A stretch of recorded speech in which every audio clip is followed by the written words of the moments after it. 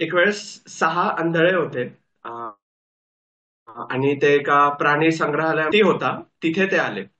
हत्ती कसा दिसतो याची त्यांना काहीच कल्पना नव्हती.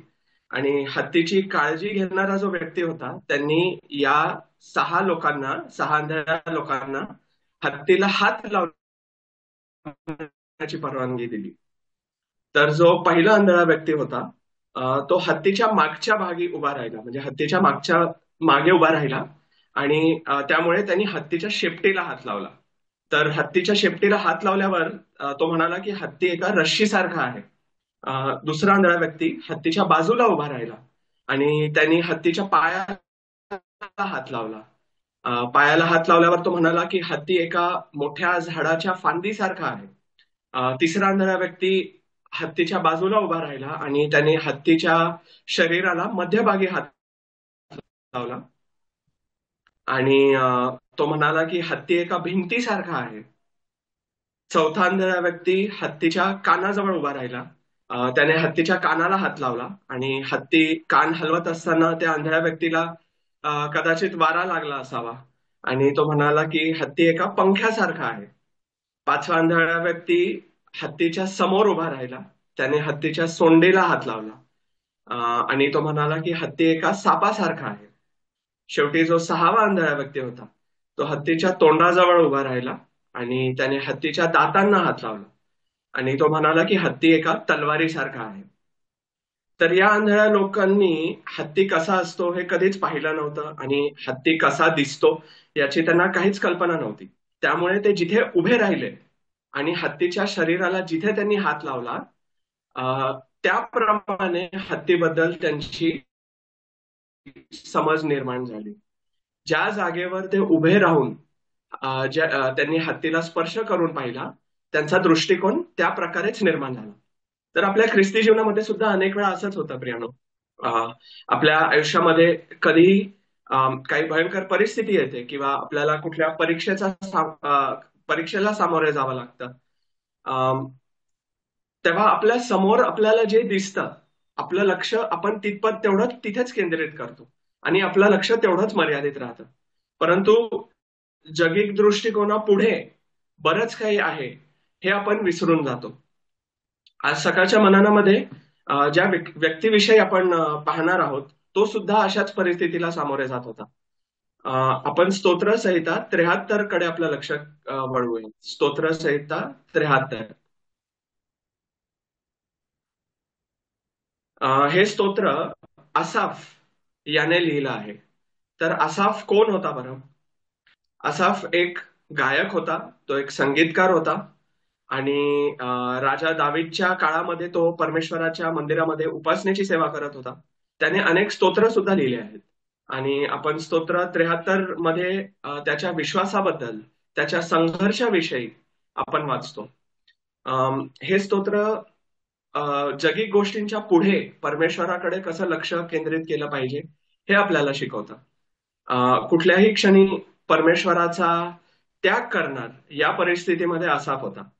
आणि तरी सुद्धा दोषपूर्ण मानवी दृष्टिकोनातून नाही तर परमेश्वराच्या दृष्टिकोनातून गोष्टींकडे बघायला तो शिकला. मगाशी सांगितलेल्या गोष्टीप्रमाणे जे 6 आंधळे जिथे उभे होते आणि जिथे त्यांनी स्पर्श केला त्यांचा दृष्टिकोन तेवढाच मर्यादित राहिला. हाच विचार घेऊन आजचं मनन आपण करूयात. स्तोत्र 73 मधून आपण हे शिकण्याचा प्रयत्न करूयात की आपल्याला जे दिसतं म्हणजेच आपला जो दृष्टिकोन आहे हे आपण कुठे उभे राहतो त्यावर पूर्णपणे अवलंबून आहे. स्तोत्र 73 मध्ये आपण पाहतो की असाफ हा 3 जागेवर उभा राहिला आणि त्याप्रमाणे त्याचा दृष्टिकोन बदलत गेला. पहिलं वचन आपण वाचूया. स्तोत्र 73 पहिलं वचन. देव इस्रायलावर, शुद्ध मनाच्या लोकांवर खरोखर कृपा करणारा आहे.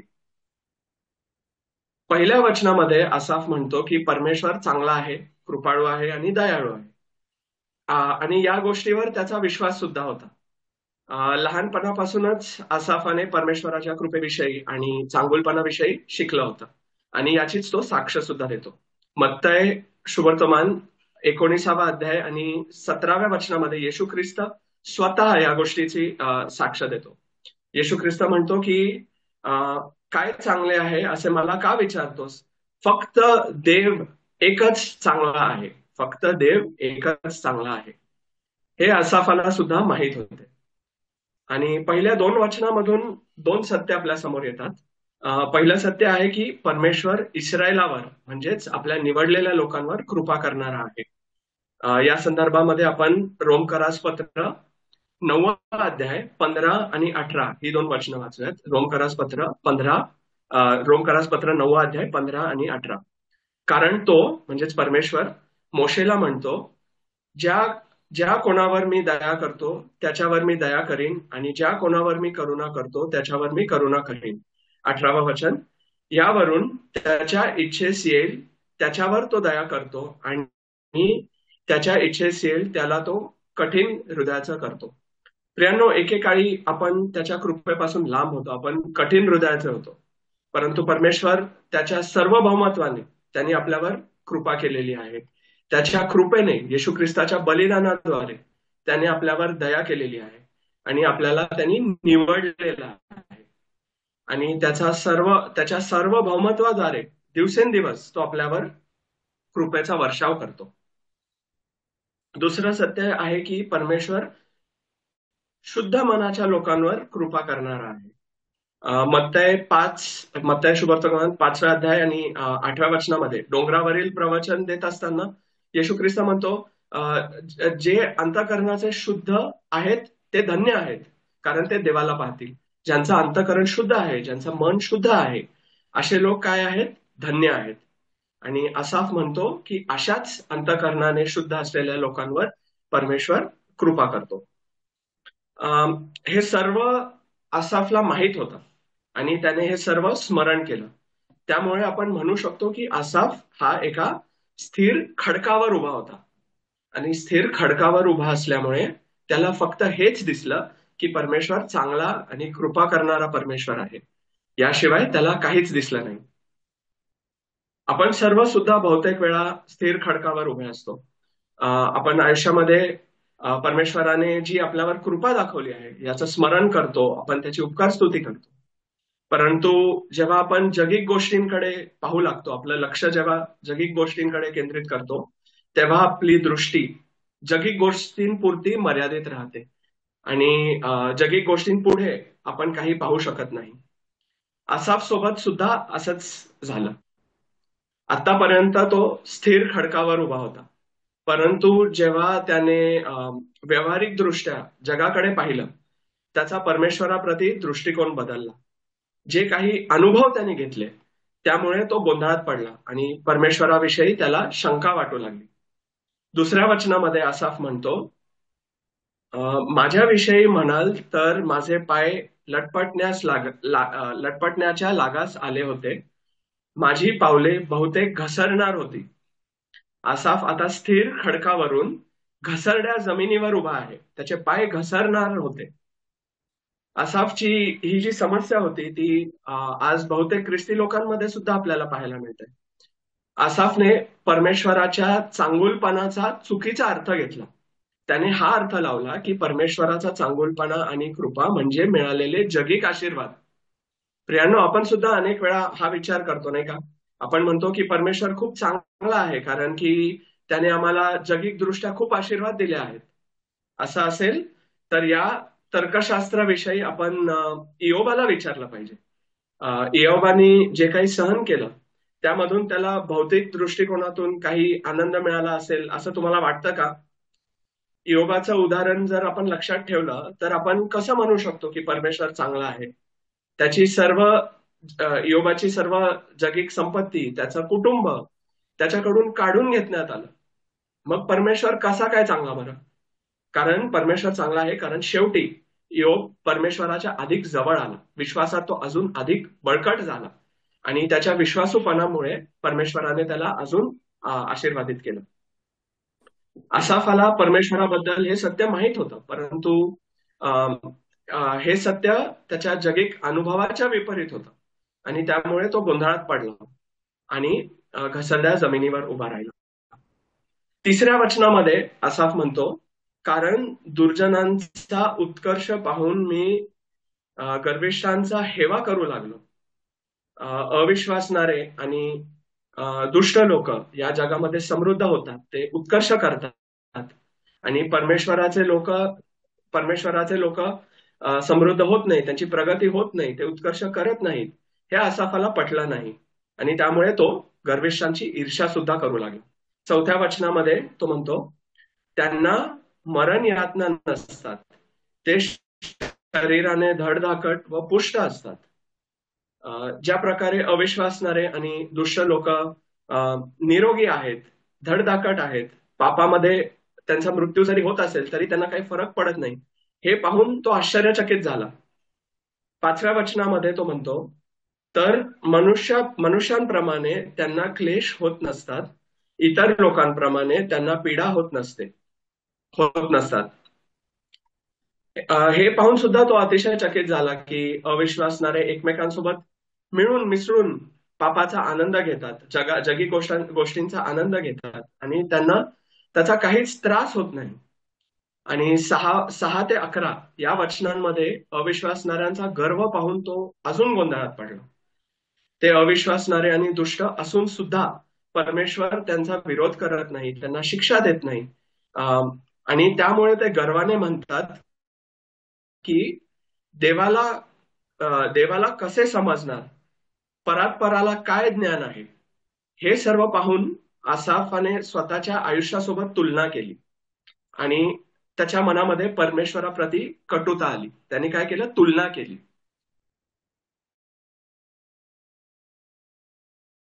13 आणि 14 या वचनामध्ये आसाफ म्हणतो, मी आपले मन स्वच्छ राखले, आपले हात निर्दोषतेने धुतले.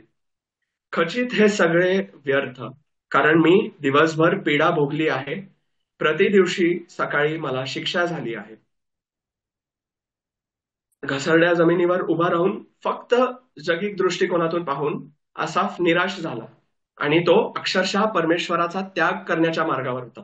आज आपण सुद्धा अनेक वेळा अविश्वासणाऱ्यांची तुलना करतो. अविश्वासणाऱ्यांची प्रगती पाहून, त्यांची समृद्धी पाहून, ज्या रीत्या ते जगिक गोष्टींचा आनंद घेतात, हे पाहून आपल्याला वाटू शकतं की परमेश्वर हा आपल्यावर अन्याय का करत आहे बरं. विश्वासणारे पाप करत असताना सुद्धा त्यांना एवढे जगिक आशीर्वाद मिळतात, परंतु आपण परमेश्वराच्या मार्गावर चालतो तरी सुद्धा आणि त्याच्या आज्ञा पालन करतो तरी सुद्धा आपल्याला भौतिक आशीर्वाद नाही मिळत. मग परमेश्वराच्या मार्गावर चालण्याचा काय फायदा, हे आपल्याला असं वाटण्याची शक्यता आहे, नाही का. मी स्वतः याचा दोषी आहे.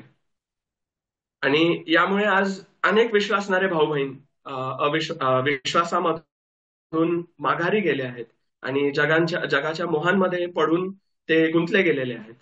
प्रियांनो, जर आपण घसरड्या जमिनीवर उभे आहोत तर आपण आयुष्याकडे फक्त जगिकरित्या पाहू शकतो. आपण आसाफ सारखा गोंधळात पडू शकतो आणि परमेश्वराचं सत्य विसरून जाऊ शकतो. आपण खबरदारी घेतली पाहिजे, कारण ही एक खूप धोकादायक जागा आहे. पुढे जेव्हा आपण 17व्या वचनाकडे येतो तेव्हा आपण पाहतो की दृष्टिकोन बदलत आहे. तो घसरड्या जमिनीवरून आता अशा जागेवर आला आहे जिथे तो सर्व गोष्टींकडे स्वर्गीय दृष्टिकोनातून, म्हणजेच परमेश्वराच्या दृष्टिकोनातून पाहू लागला. तो कुठे गेला बरं. 17व्या वचनामध्ये आसाफ म्हणतो, पण मी देवाच्या पवित्र स्थानात गेलो. आसाफ परमेश्वराच्या उपस्थितीमध्ये गेला, परमेश्वराच्या पवित्र स्थानात तो गेला आणि तिथे तो परमेश्वरासोबत बोलला आणि परमेश्वर त्याच्यासोबत बोलला. आणि त्यामुळे भौतिक समस्या आणि भौतिक दृष्टिकोनापुढे तो विचार करू लागला.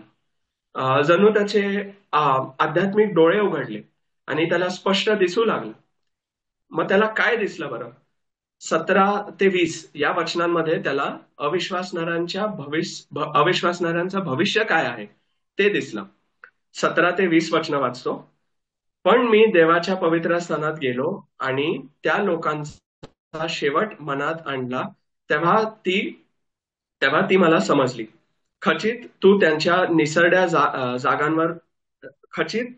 निसरड्या जागांवर उभे करतोस, त्यांना पाडून त्यांचा नाश करतोस. एका क्षणात त्यांची कशी धूळधाण झाली आहे. भयाने ते अगदी गांगरून गेले आहेत. जागा झालेल्या मनुष्याला जसं स्वप्न निरार्थक वाटते, तसे हे प्रभू तू सज्ज होताच त्यांचे ते स्वरूप तुच्छ मानशील. असाफला हा बोध झाला की अविश्वासणाऱ्या आणि दुष्ट लोकांना जरी या जगामध्ये समृद्धी मिळाली असेल, त्यांना जगी गोष्टींचा आनंद घेता येत असेल, परंतु त्यांचा अंत खूप भयानक आहे. दुसरे थेसलोनिकरास पत्र याचा पहिला अध्याय 8 आणि 9 या वचनांमध्ये सुद्धा आपण वाचतो की अविश्वासणाऱ्यांना आणि दुष्ट लोकांचा भविष्य काय आहे. आपण दुसरं थेसलोनिकरास पत्र पहिला अध्याय 8 आणि 9 वचन सुद्धा वाचूयात. तेव्हा जे देवाला ओळखत नाहीत व आपल्या प्रभू येशूची सुवार्ता मानित नाहीत, त्यांचा तो सूड उगविल. तेव्हा त्यांना प्रभूच्या समोरून व त्याच्या सामर्थ्याच्या गौरवापासून दूर करण्यात येऊन सर्व काळचा नाश ही शिक्षा त्यांना मिळेल. अविश्वासणारे आणि दुष्ट यांची समृद्धी आणि ऐशो आराम पाहून एक विचार मनात येतो की हे जे जग आहे आणि या जगामधील आनंद आहेत, ऐशो आराम आहेत, हेच त्यांच्यासाठी स्वर्ग आहे. तारण झाल्याशिवाय खऱ्या स्वर्गाचा त्यांना कधीच अनुभव घेता येणार नाही. हे अविश्वासणाऱ्यांची एक खरोखर खूप भयंकर त्यांचा हा अंत आहे. आणि हा बोध झाल्यानंतर आसाफने आपल्या चुकीची कबुली दिली. 21 आणि 22 वचनामध्ये तो म्हणतो, माझे मन खिन्न झाले व माझे अंतर्यम व्यथित झाले. मी तर मूढ व अज्ञानी होतो. तुझ्या पुढे मी पशुवत होतो. इथे आपण पाहतो की आसाफने त्याच्या चुकीची कबुली केली. त्यांनी कबूल केलं की तो आयुष्याकडे चुकीच्या दृष्टिकोनाने पाहत होता. आसाफने जी चूक केली तीच चूक केल्याबद्दल आपण सुद्धा दोषी आहोत का? आपण सर्वांनी कधी ना कधी ही चूक केली असावी. तर आज सर्वांनी परमेश्वरापुढे याची कबुली देऊन क्षमा मागणं खूप आवश्यक आहे प्रियांनो. आणि याचा पुढे एक काहीतरी परिणाम झाला. याचा असा परिणाम झाला की असा परमेश्वराच्या उपस्थितीमध्ये होता आणि त्यामुळे त्याला सर्व काही अजून स्पष्ट दिसू लागलं. अविश्वासणाऱ्यांच्या भविष्याची आणि स्वतःच्या चुकीच्या पुढे त्याला परमेश्वराची परिपूर्णता दिसू लागली. परमेश्वर परिपूर्ण आहे हे याचा त्याला बोध झाला. त्याला या गोष्टीचा बोध झाला की जगी गोष्टींपेक्षा कितीतरी पट मौल्यवान आध्यात्मिक आशीर्वाद त्याला मिळालेला होता. वचन 23 मध्ये तो म्हणतो, तरी मी नेहमी तुझ्या जवळ आहे, तू माझा उजवा हात धरला आहेस. आसाफाला हा बोध झाला की कितीही बिकट परिस्थितीला सामोरं जावं लागलं, कितीही कठीण परीक्षेला सामोरं जावं लागलं, तरी परमेश्वर नेहमी त्याच्या सोबत आहे. जरी तो शारीरिक डोळ्यांनी परमेश्वराला पाहू शकला नाही, तरी परमेश्वराने त्याचा उजवा हात धरला आहे ही खात्री त्याला होती. हा खरोखरच आपल्या कल्पनेपेक्षा कितीतरी मोठा आशीर्वाद आहे. आणि प्रियांनो, आपल्याला कितीही वाईट परिस्थितीला किंवा किती कठीण प्रसंगांना सामोरे जावं लागलं, आपल्याला ही खात्री आहे की परमेश्वर आपल्या सोबत आहे आणि तो आपल्याला कधीही सोडणार नाही, कधीही टाकणार नाही. या संदर्भामध्ये अनुवाद 31 वचन 6 मध्ये आपण वाचतो की कारण तुझ्या बरोबर चालणारा तुझा देव परमेश्वर हा आहे, तो तुला सोडून जाणार नाही व तुला टाकणार नाही. हा खरोखर एक किती मोठा आशीर्वाद आहे, नाही का? 24व्या वचनामध्ये पुढे आसाफ म्हणतो, तू बोध करून मला मार्ग दाखवशील आणि त्यानंतर गौरवाने माझा स्वीकार करशील.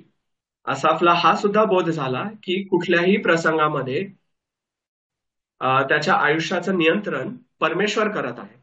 प्रत्येक पावलावर परमेश्वर त्याला मार्गदर्शन करत आहे आणि त्याला ही खात्री झाली की परमेश्वराच्या मार्गदर्शनाने तो स्वर्गामध्ये प्रवेश करणार आहे. तो गौरवामध्ये परमेश्वराच्या उपस्थितीमध्ये असणार आहे. प्रियांनो, आपल्या आयुष्यामध्ये जे काही घडत आहे, जे काही घडलेलं आहे, जे काही घडत आहे आणि जे काही घडणार आहे, हे सर्व परमेश्वराला अगोदरच माहीत आहे आणि सर्व काही त्याच्या नियंत्रणामध्ये आहे. आणि नीतिवचन 3:6 मध्ये आपण वाचतो की जर आपण परमेश्वराचा आदर केला तर तो सर्व मार्गांमध्ये आपला मार्गदर्शक होणार. तो आपला मार्गदर्शक आहे. पुढे 25 आणि 26 हे वचन आपण वाचूयात. 25 आणि 26 या वचनामध्ये आसाफ म्हणतो, स्वर्गात तुझ्याशिवाय मला कोण आहे? पृथ्वीवर मला तुझ्याशिवाय दुसरा कोणीही प्रिय नाही. माझा देह व माझं हृदय ही खचली तरी देव सर्व काळ माझ्या जीवाचा आदर व माझा पाटा आहे.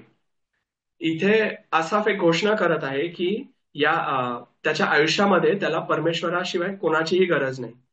सर्व जगिक सुख आणि दुःखांचा त्याला विसर पडला आणि तो सर्वात उत्तम जो आशीर्वाद त्याला मिळाला होता त्या आशीर्वादाकडे त्यांनी त्याचं लक्ष केंद्रित केलं. तो आशीर्वाद म्हणजे परमेश्वराबरोबर घनिष्ठ संबंध आणि आध्यात्मिक आशीर्वाद.